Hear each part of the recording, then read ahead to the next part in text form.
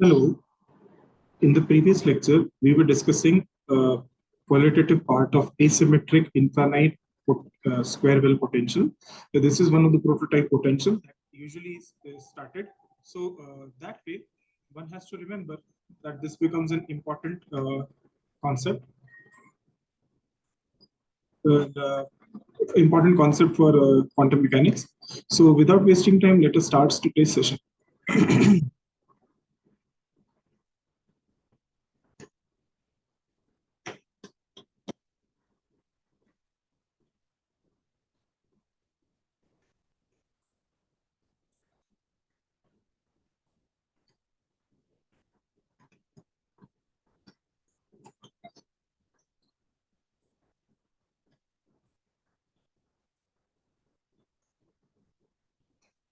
Hello. In the previous lecture, we were discussing something regards asymmetric infinite square well potential. In this lecture also, we are going to continue with the same. So yesterday, we looked upon a prototype potential, or you can say a toy model potential, which was this way.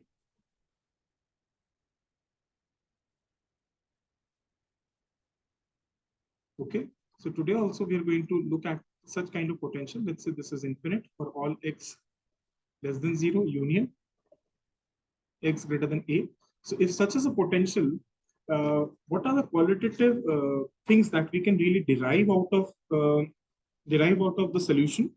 So that was the first motivation for us, and we actually derived a lot many things, and we have derived already uh, the, the relationship between the wave function and the number of nodes it will show. All those things have been already done. So basically, and I've already told, even in quantum mechanics, if potential is infinite, then the psi is supposed to be zero. So outside, you cannot have any possibility of having the particle.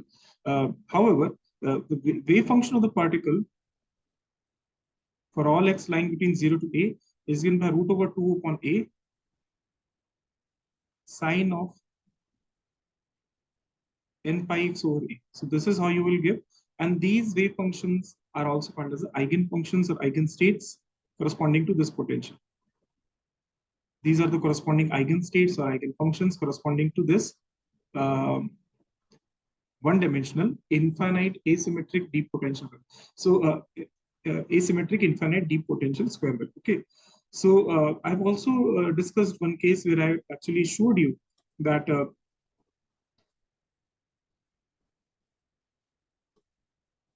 okay, so lot many. I have also showed you a symmetric case for this, and we'll do the symmetric case later on. But actually, I displaced this potential well from 0 to a to minus a by 2 to plus a by 2. And I have already taught you in previous classes also that whenever the potential is symmetric, the wave function will have either even parity or odd parity. So all those things we are going to consider later on. But right now, we'll focus our attention to asymmetric um, infinite deep square well potential. Okay, so so, so yesterday we've already derived the sine x, and also we have written what are the possible energy eigenvalues. So you can write it as n square pi square h cat square upon y is ma square. And we've already listed some qualitative aspects. Okay, one aspect that I missed while telling you. Okay, so in this particular scenario, in this particular case, so in this particular case, if you've remembered, in this particular case, if you remember, we have only ensured the continuity of psi.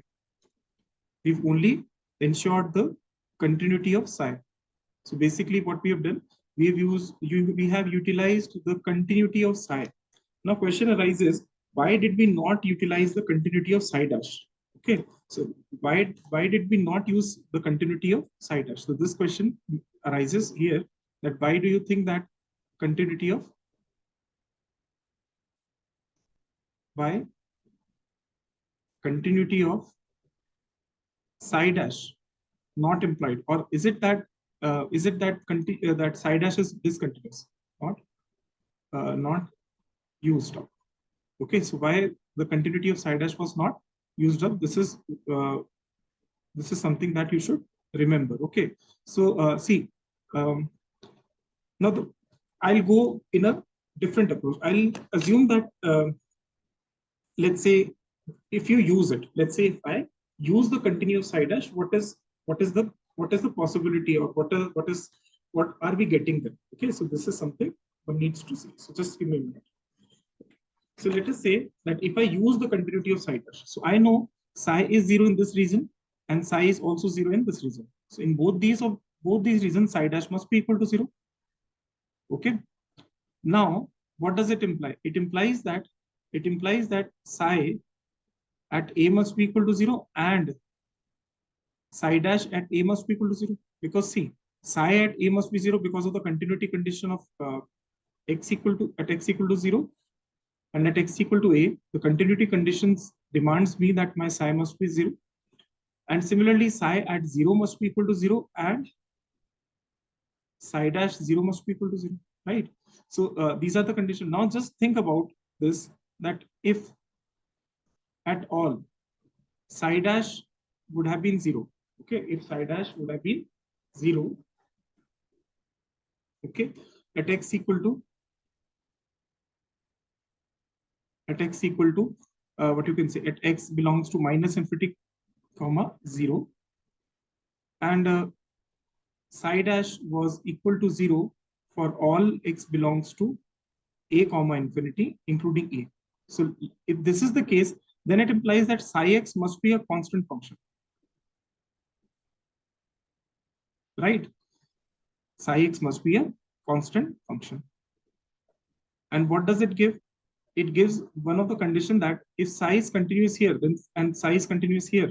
So for all x belongs to 0 comma a, in order to ensure the continuity, psi x must be continuous as well here, must be constant also here also. And if psi x is continuous and at some point you know that psi is 0, you know that psi at a is 0 and psi at 0 is 0, that implies that constant must be equal to 0. So if you assume that psi dash is also continuous, if you assume that psi dash is continuous at x equal to a and at x equal to 0, that would necessarily imply that your psi must be trivially 0, and which will not form a right physical acceptable condition right now. Okay, so this will not lead to a physically acceptable solution. So therefore we did not use the condition for continuity of psi dash here. In fact, always remember, wherever you will find these infinite jumps, whenever you will find these infinite jumps, whenever you will find infinite jumps in potentials,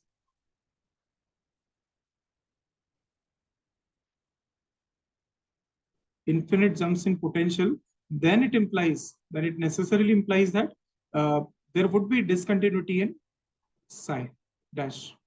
There would be a discontinuity in psi dash. That is quite evident. See, because again I'm saying, if there is a continuity, then psi dash at a must be 0, psi dash at 0 must be 0. That implies psi x must be constant function.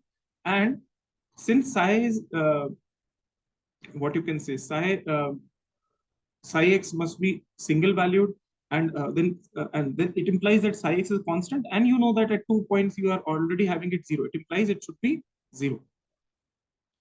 It should be 0. And this is a little mathematics you will not be able to get, but overall understand that if because psi is 0 and psi at a is 0, then a little bit of mathematics probably you are not very proficient here. One has to remember that this will mean that psi would be 0 for all x belongs to 0 comma a. Psi will be 0 for all x belongs to 0 comma a. And if psi becomes 0 for all x belongs to 0 comma a, then it becomes a problem.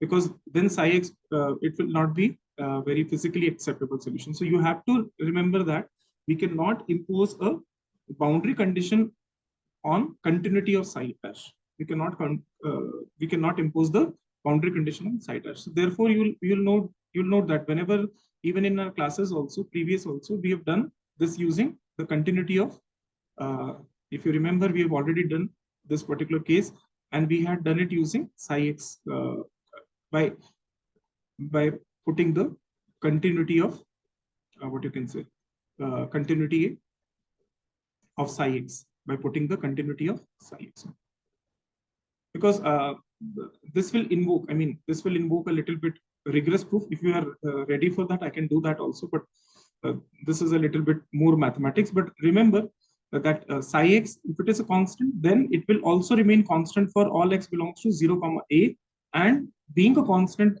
having two values 0. What is a constant? Constant means it remains constant forever. So if you are having value 0 at some point, then if function is constant, then it will always have the same value throughout. Then it will always have the same value throughout. So this is something that you should remember.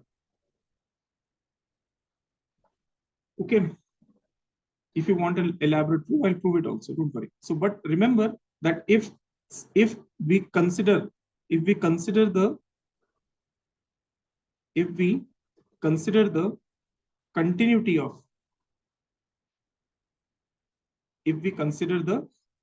of what you can say, psi dash x at x equal to 0 and x equal to a, at x equal to 0 and at x equal to a, then psi x must be trivially 0. Then psi x must be trivially 0. And therefore, this is not a physical acceptable solution. Therefore, in such scenario, we don't consider the continuity of psi dash while invoking the boundary conditions.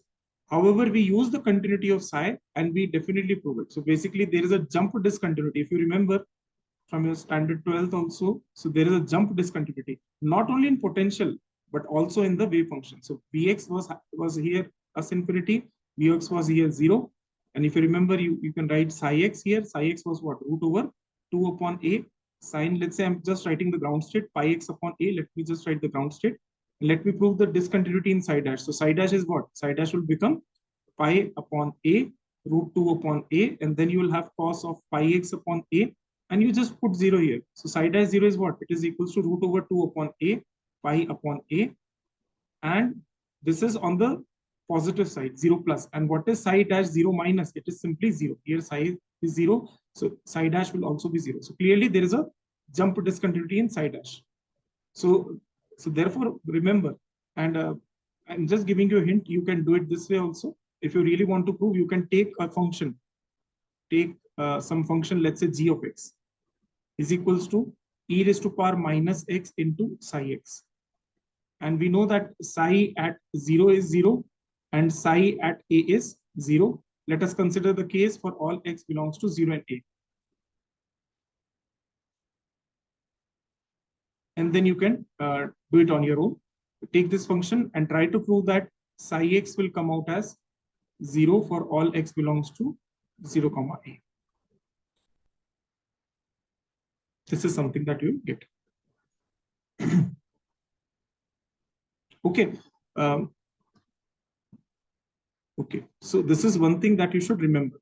One important, this is an important point. Usually people don't pay attention to this particular point, but I'm putting time and again this attention that you should remember that we cannot invoke the boundary condition of boundary condition on psi dash here. We can only use the boundary condition on psi x. Because if we use the boundary condition, that is, if we use the boundary condition that your psi must be continuous, if psi dash is continuous at x equal to 0 and at x equal to a, then psi must be 0 for all x belongs to 0 and a. I've given you a hint. I'll prove it later in this particular session only. But let us first move to more important points. So already this has been proven. We've also proven there were different things. One thing you know about the wave function. Another thing I've already derived the energy and energy eigenvalues. We've also understood that each successive state, we've already written that each successive state will have nodes, and these nodes are nothing but n minus 1. So if you are in psi n state, then the number of nodes are n minus 1. You will have n minus 1 nodes. So for example, if you're the first state, you will have 0 nodes. If you have second state, you have 1 node. And this we've already seen from our diagram. So this was the diagram that we've done. We tried to make it very spontaneously in the class itself. Also, we've seen that the states are alternatively even and odd, or you can say symmetric and asymmetric. Okay, alternatively even and odd. And also, I hinted you that I have already taught you this kind of symmetry, that whenever your potential is symmetric, then the wave function would be either even or odd. So this happens to be the case. However, in this particular scenario, that was the potential where potential was 0 for all x belongs to 0 in A, you can clearly see that there is a lack of symmetry. But I told you that if you displace your potential well from minus a by 2 to plus a by 2, now it is symmetric about x equal to 0. So this case we'll do later on, but you can actually make this case in itself symmetric. However, that's not my concern right now. I just wanted to prove that each of these states are either even or odd. So these psi1, psi3 are even states, and psi2 and psi4 are odd states, that is asymmetric states. So this is one of the important aspects, and it is actually a consequence of boundary conditions on the, you can say, this is a consequence of bound states itself. So you have to remember this. This is a consequence of bound states with symmetric potential. So it more generally have done in the previous lecture. So this is something that you know.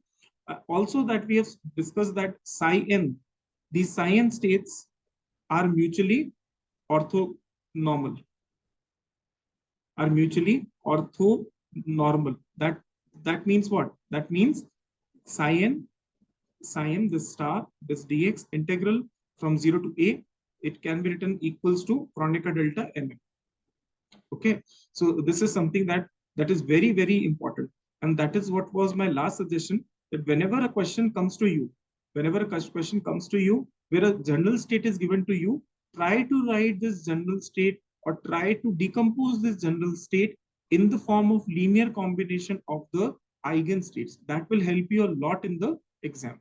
Okay, so all these things I've just revisited for you. Now let us begin our today's journey with a little bit of questions also, and little bit of more things. So little bit of more qualitative points. So one qualitative point I have already given to you. I've left it as an exercise to you. If you cannot do it, I'll do it for you. That why that continuity of psi dash is not taken into consideration in this particular case, because I've already taught you, if the continuity of psi dash is kept, then psi will be trivially 0, which is not physically acceptable. Okay, now remember one more important thing with regards to this infinite asymmetric square well, and that is the this is, I think, 9th point or 8th point. I don't know what point. I think this is the 9th point. So 9th important qualitative point here is the use of orthonormality. The use of orthonormality. How would you use it? And what do I mean by that? So basically, if I have been given a wave function psi x, and it is in general, I can write it as psi1 c1, psi2 c2, and so on and so forth.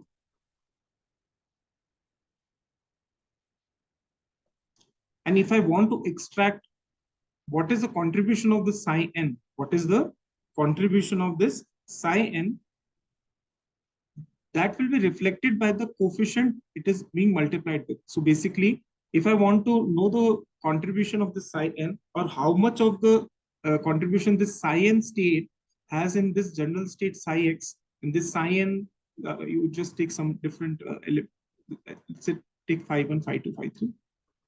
Okay, so if I want to know what amount of phi n state is contained in psi x, what kind of thing I'm going to do? I'm going to play with the orthonormality. I know that all these psi i's are orthonormal to each other. I know this particular thing, that they are orthonormal to each other. Since I know that psi i's are orthonormal to phi i's are orthonormal to each other, what I will do, I will multiply both ends and integrate. So basically, I'll multiply with, let's say if I want to know what is the contribution of psi n, then I'll simply do this. and I'll take this star. Sorry, take this star. Okay. So now it will be equals to what? It will be equals to integration 0 to 8 phi n star phi 1, and this is C1 plus C2 0 to A. This is phi n star phi 2 dx and dash dash dash, and last we'll get Cn integration from 0 to A phi n star phi n. This you know because they are orthonormal to each other. This will be equal to 1. So here you will get the contribution of like you will get this coefficient Cn, and Cn happens to be 0 to A psi x into phi n dash x. So this is one of the important tricks. This usually is done in Legendre's polynomial everywhere where the function is orthonormal. Like say sine and cosine are orthonormal to each other. So you use this trick even in the Fourier series to obtain the coefficients. And now question arises why there is so much of importance to these coefficients. Why is so much of importance to these coefficients? This question arises. So basically, what does the Cn tell you? This Cn tell you what is the amount of contribution or what is the amount of psi n contained in the general state psi. Contained in the general state psi. Usually in question sense, whenever the question comes in the examination, people usually ask the Cn mod whole square. Basically, they want to ask what is the probability of finding the particle? What is the probability of finding the particle in psi state? But the point is this is a little bit not a very kind of right statement, but this is how it is asked. Because see, already when I'm saying that I'm in state psi, so I cannot be in the state psi n. So obviously, if some observable is being measured, I will return it something. So there is a probability of being in the state. I cannot say that I'm in psi n state. I am in phi n state again, sorry. So I cannot say that I'm in phi n state. I'm in a state psi x. So it's not a very appropriate way of saying that probability of finding a particle in phi n state, but somehow this is how it is asked in the exam. So this is something that you have to keep in mind. In general, what happens is wherever we are applying quantum mechanics, we usually measure the quantum system. We usually measure the quantum system using some observable. Quantum system with respect to some observable. Let's say Hamiltonian. We want to extract the energy.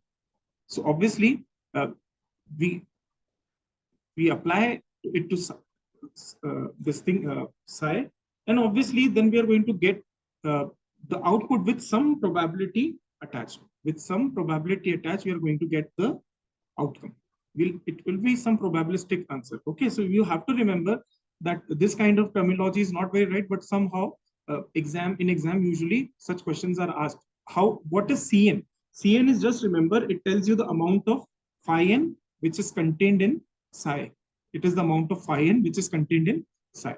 What does Cn mod whole square tell? It tells you the probability of finding the particle in phi n state, or in general, this is how it is asked. So I have just written probability of finding the particle in phi n state. So in phi n state, if I want to find, so what would be the answer? Cn mod whole square.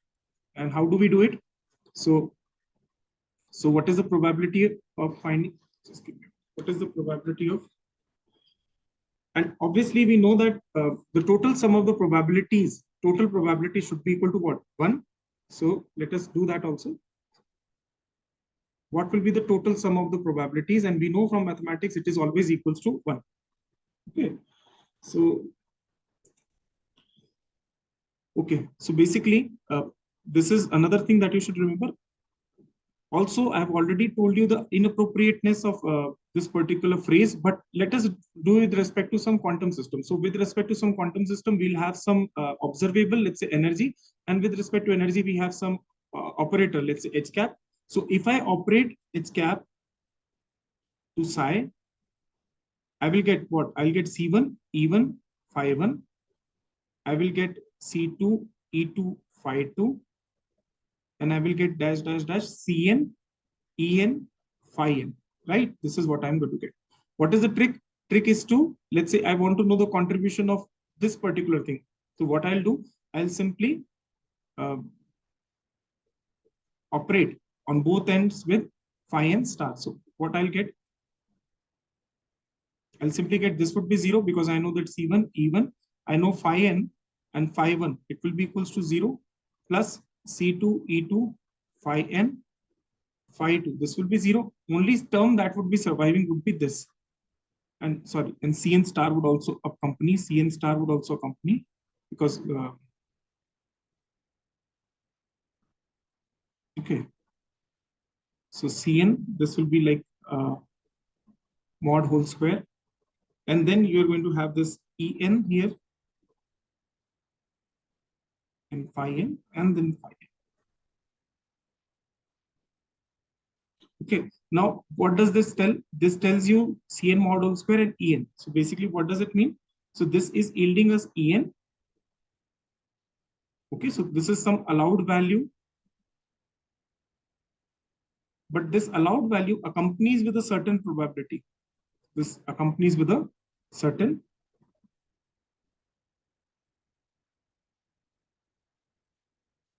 probability. Is that fine or not fine?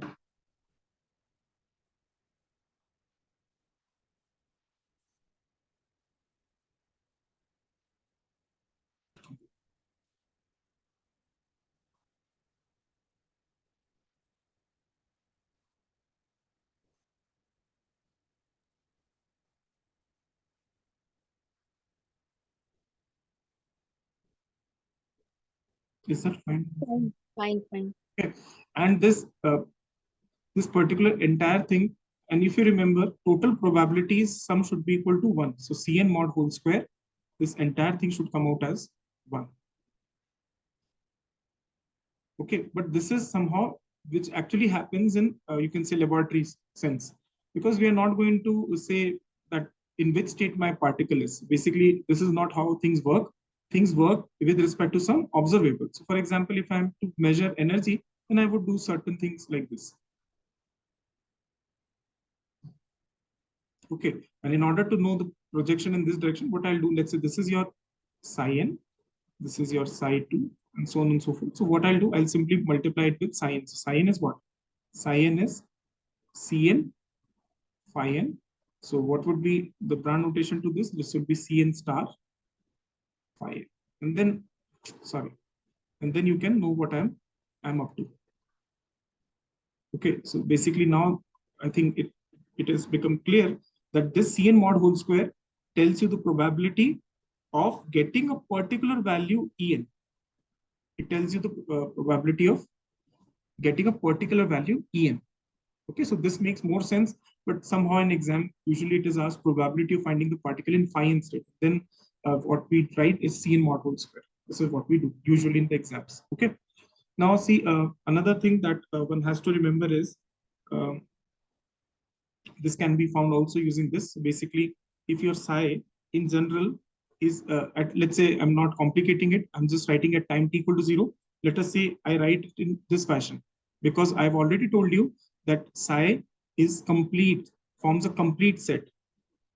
By meaning complete set, I mean that I can write this particular psi in form of linear combination of various eigenstates. So I can write this psi um, in in the linear combination of various eigenstates. Whenever I say that my psi is complete, it implies that I can write my psi as a linear combination of various eigenstates. Okay, so this is how it is.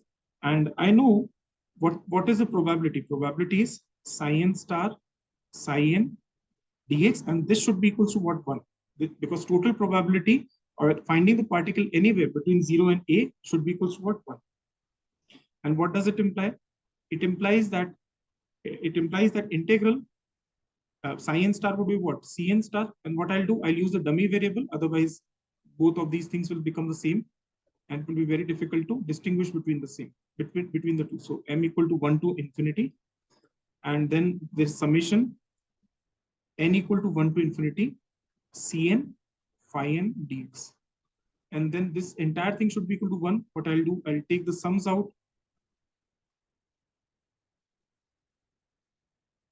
And because these are m and n, so I can basically Cm star, Cn, and then you have this phi m star, and you have phi n dx from 0 to a.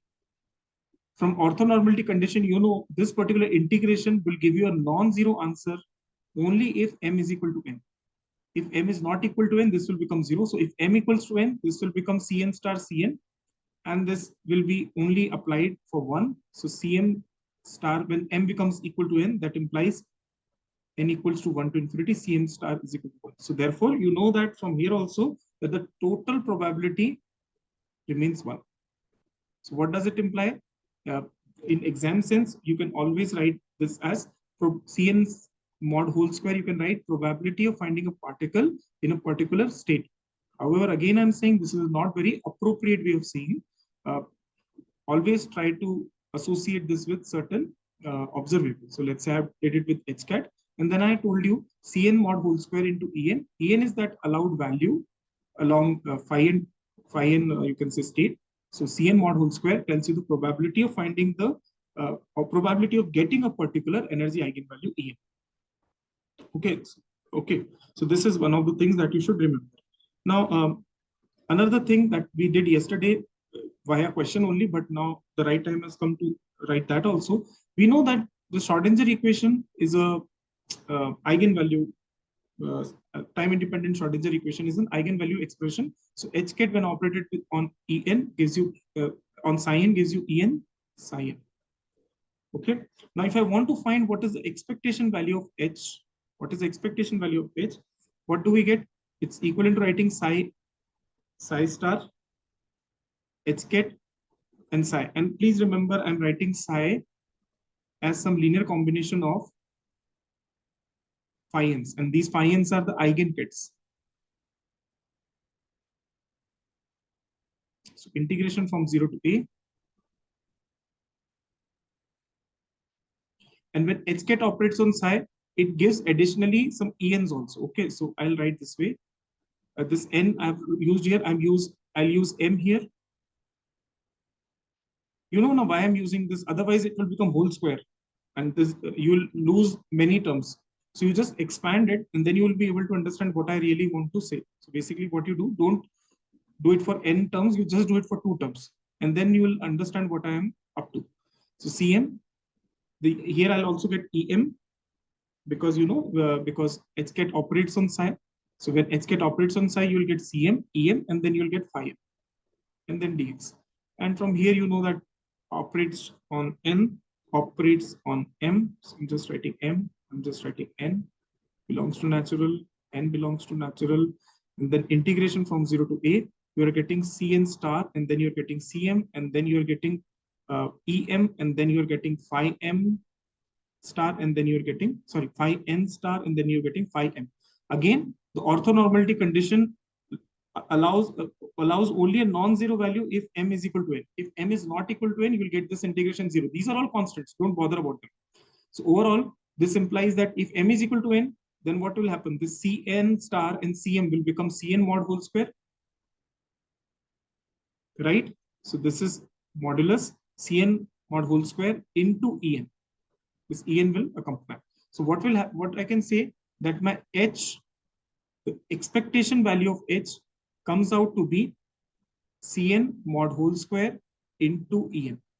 So now as a formula, you can use it. Yesterday, I was trying to explain it in the very basic way, but now whenever question comes to you, just use this formula directly. Don't do that integration exercise every now and then. It will make your life a little bit difficult.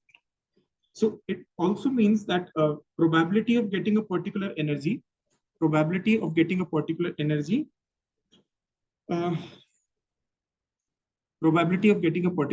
is a constant, and it does not is a time independent factor. It is a time independent thing.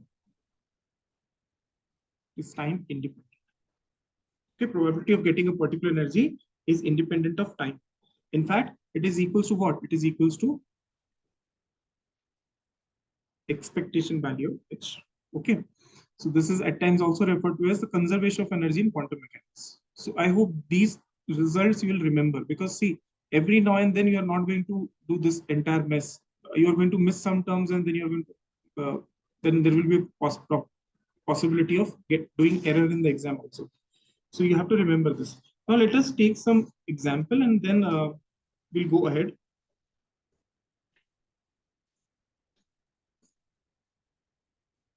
Okay.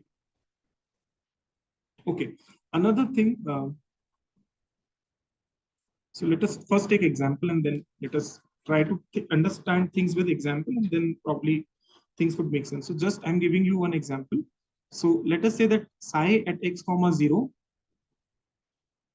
is given by a x small a minus x, where x lies between 0 and a. And particle is in, I'm just writing a particle is in a deep infinite square well. Okay, so deep infinite square well. And the initial wave function I'm giving you is this. Initial wave function is given by this. So initial wave function supplied to is psi x, ax, a minus x, where x lies between 0 and a. Okay, so basically what is happening is that if I'm writing deep infinite potential well, it implies that your potential is infinity on both sides. Your potential is infinite at both sides. And whenever I'm writing x lying between 0 and a, my potential is 0 here. And in such a case, I'm supplied an initial wave function at time t equal to 0, and that is equals to what? It is given that it is equals to ax small a minus x. Okay, now what are the things that you can find? So first thing that you can find here is what would be a. That is, what is the normalization constant? What is the normalization constant? And we want to really find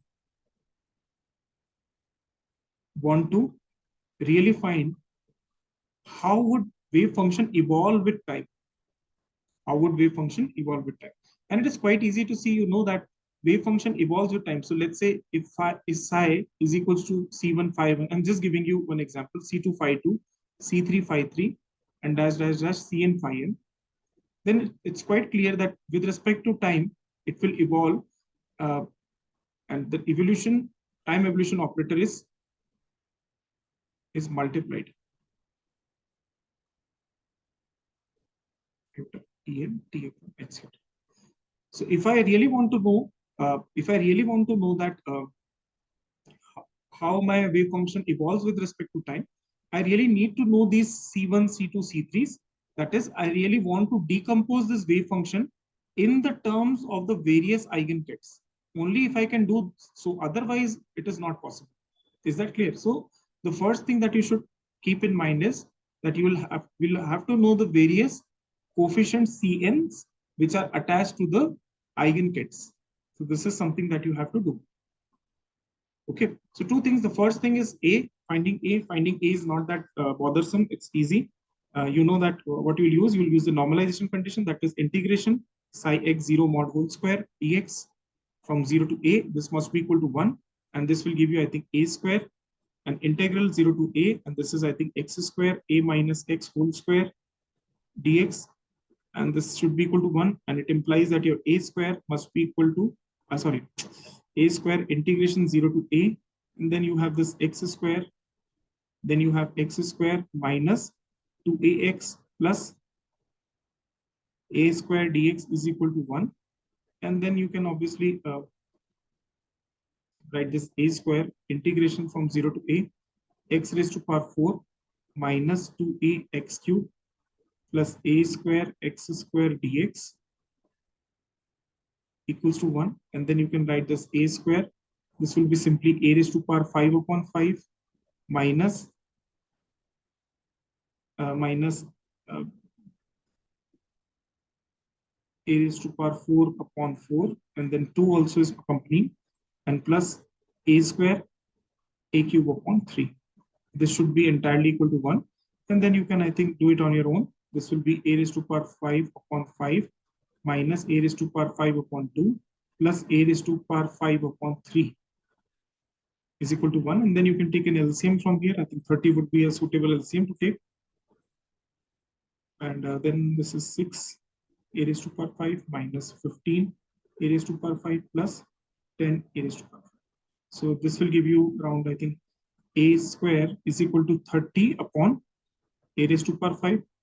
And this a would be equal to root over 30 upon a raised to power 5. So your normalization constant is right here. That is root over 30 upon a raised to power 5. Is that fine? Now what we need to do, we really need to find these.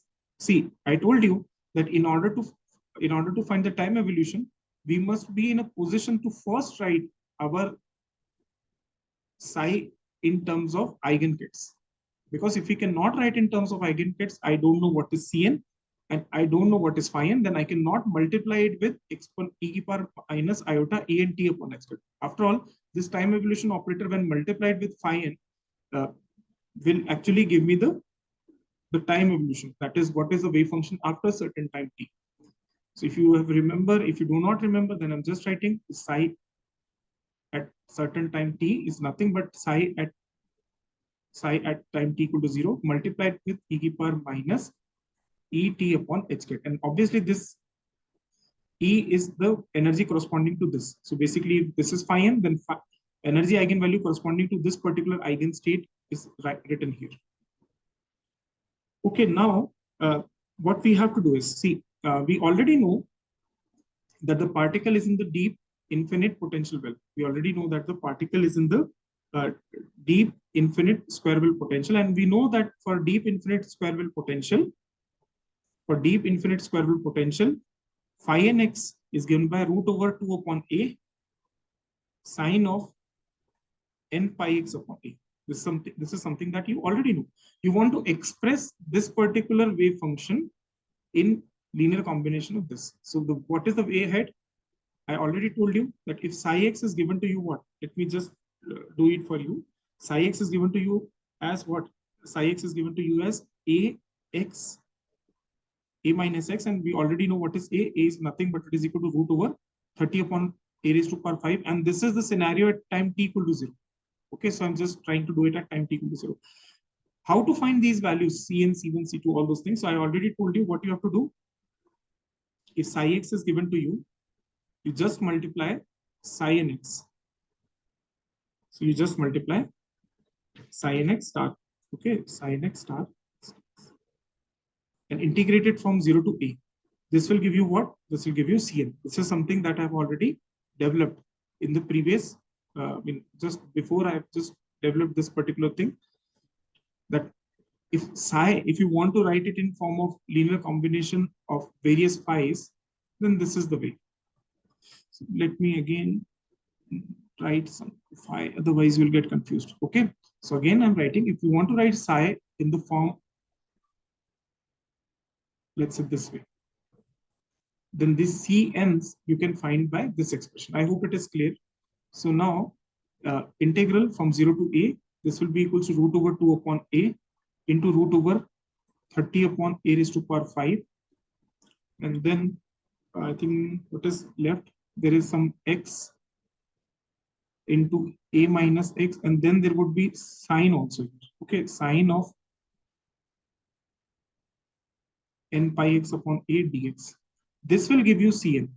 This entire integration would give you Cn. So this is a terrible looking integral. Let's do it. So 0 to a integration, and then we have all these things.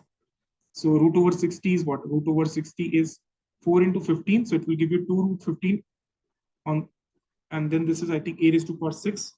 So basically root over a raised to power 6 is a cube. At least we've done the just with the constant part. And then this is, I'll simply write the first integration would be, I'll do it this way, ax sine n pi x upon a. So this is x sine n pi x upon a dx minus integration from 0 to a, and I think this is x square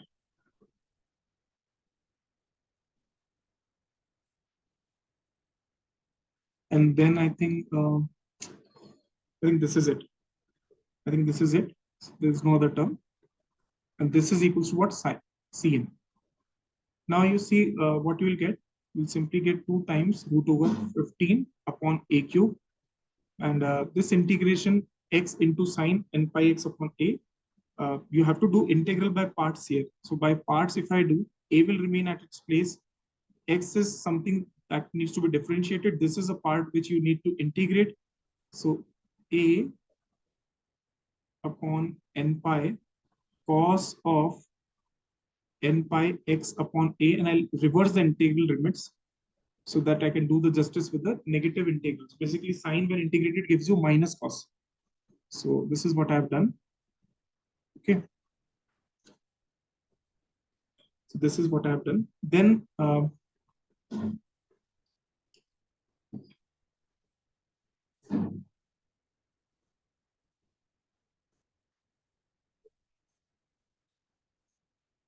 okay, sorry. So now next is you have to differentiate this part x, which will be 1, integrate this part, which will be equals to a upon n pi cos n pi x upon a dx, and this will come as plus here because minus from here, and then from 0 to a.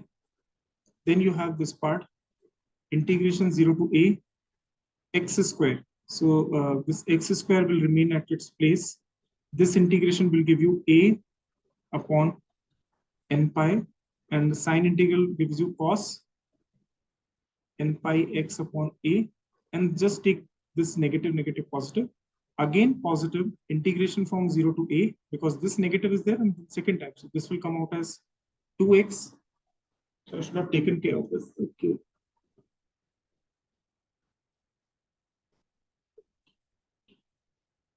This is a big, big integration. Okay. So 2x integration sine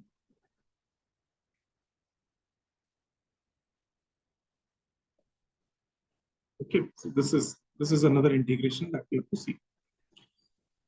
Okay, so let us first solve at least these integrals and then we'll see about this. This is 2 root over 15 upon a cube. First place x. So x if placed here will give you 0, because see this x is there already. Don't forget this, okay? So x is when placed 0, and this if a comes here, what I will get? I will simply get a cube and a negative also, sorry, because lower limit I'm placing a cube upon n pi, and then I'm going to get cos of n pi.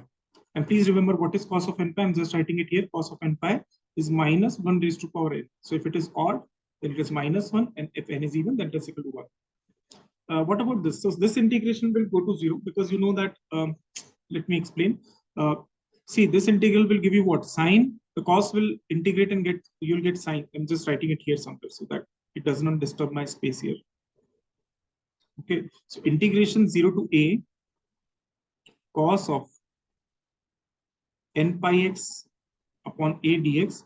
This is equals to what? This is equals to a upon n pi sorry, this becomes sine n pi x upon a from 0 to a. A when you place sine n pi is 0, and if you place 0, this is 0. So I think this integration will become 0. So no need to bother about this integration. In fact, if I had known earlier, then I would have done this only. But okay. So what I can do is, I think it's better that I'll use something like this. Okay. So now this integration, this integration has already been done. So this is x square. You just place a here. So this will become a cube upon n pi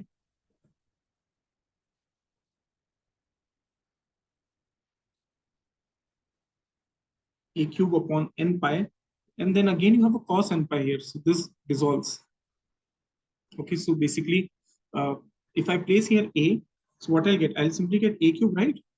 And this with n pi, this is fine, and upon n pi, and here you get cos n pi. So this cancels out. So only integration that is left to us is this integration.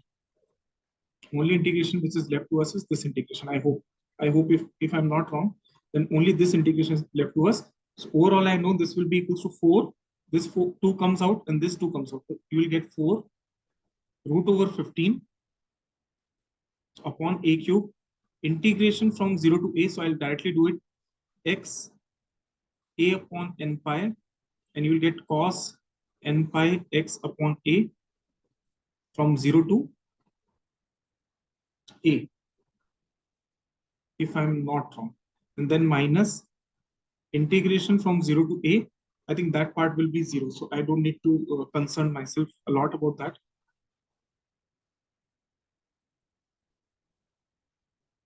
Okay, I think this is fine or not. Just think about it.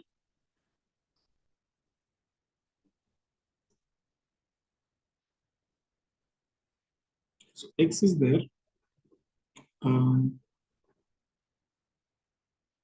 I think 2x now. Okay, this I have not differentiated. Na? ये इसको integrate भी तो करना है. So sine when integrated gives you cos, I think, and a negative. See again, let me just think about it. So x square sine n pi x dx, sine n pi x dx, sine n pi x upon a dx. This integration will give you cos. This I have written, and then minus minus I have written plus.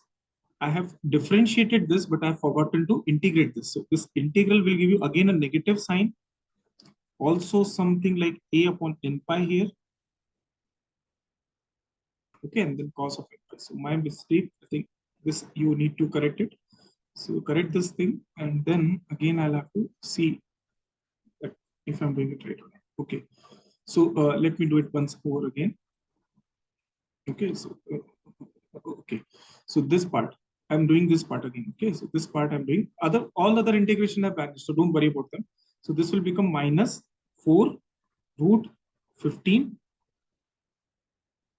upon, I think this is now a square, and you're getting n pi below.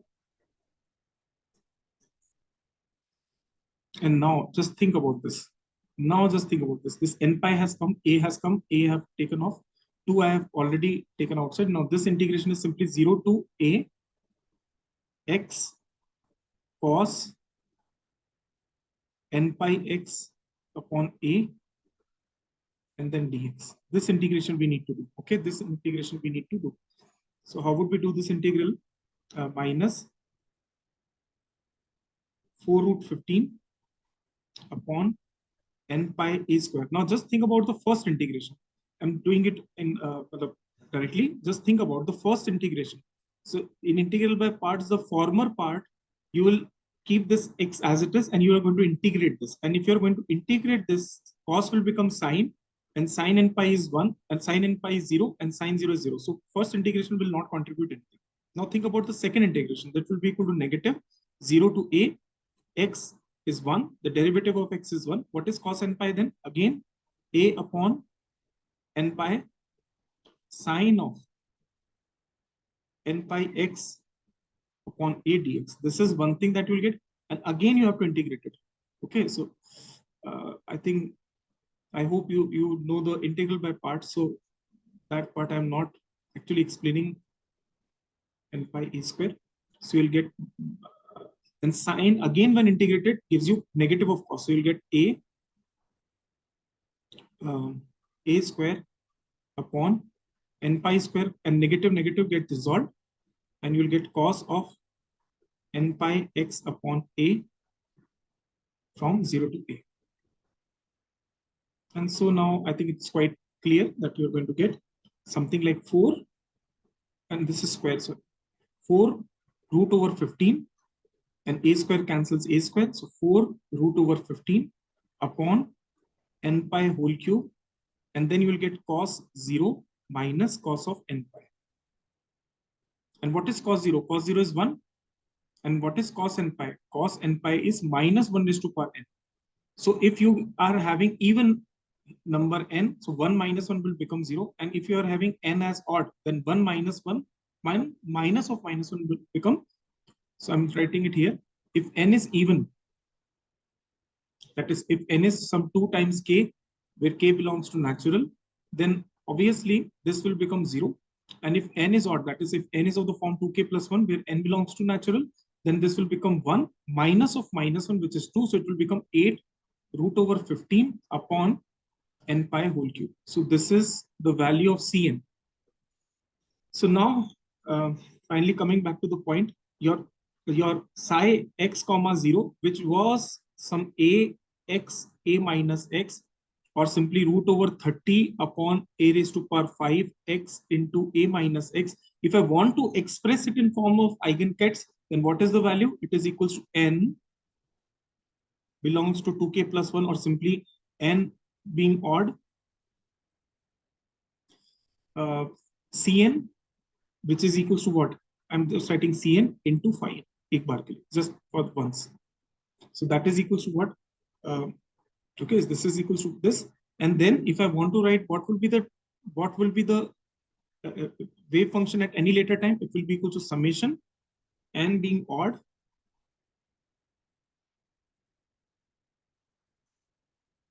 Cn phi n e raised to power minus iota en t upon skit. So basically what you can do is simply now try to summarize it. You already know what is Cn. Cn is what? 8 root 15 upon, and so, okay, and don't forget this is, so this is, so I'm just writing for a few terms, I'm writing so that you don't, so basically I'll write the first term. So this will be C1 phi 1 e raised to power minus iota E1 t upon h ket. Then this will be C3 phi 3 e raised to power minus iota E3 upon h ket, so on and so forth. Okay. And then you can replace the value of Cn that we've already found. You can replace the value of phi 1, phi 2. You already know sin n pi x upon a. And then I think things are easy for you. You can do it on your own. So basically, if you really want to know what is the thing. So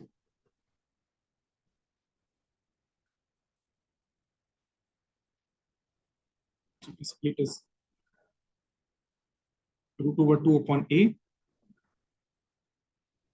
sine of n pi x upon a e raised to power minus iota n square pi square h ket square, then h ket multiplied upon t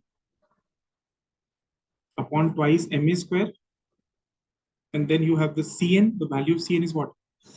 I think it is 8 root over 15 upon some pi cube. You just take common out, and then 1 upon n cube.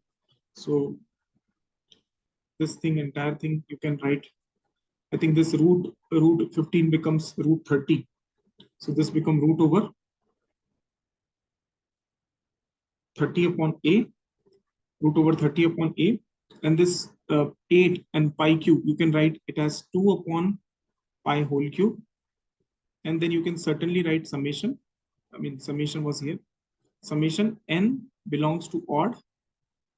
And then you can write 1 upon n cube. And then you can write sine of n pi x upon a, and then exponential minus iota n square h ket pi square t upon 2 ma square. So this will be the form of the wave function at any later time t. I hope you might have got a little bit of understanding of on how to solve the questions. In the next lecture, again, I'm going to discuss some qualitative part regards this, and then we'll sum up the entire lecture in the subsequent lecture. So I think 2 more lectures to go, in which this entire thing you can get. Try to focus more on the qualitative part. Otherwise, everything is doing integration and things like that. That can be done with a certain practice, but really need to ponder on a lot amount of nitties and gritties and small things. They may be asked usually in interviews. So I hope you are getting you might have got a lot from this session. Please let me know if there is any confusion anywhere.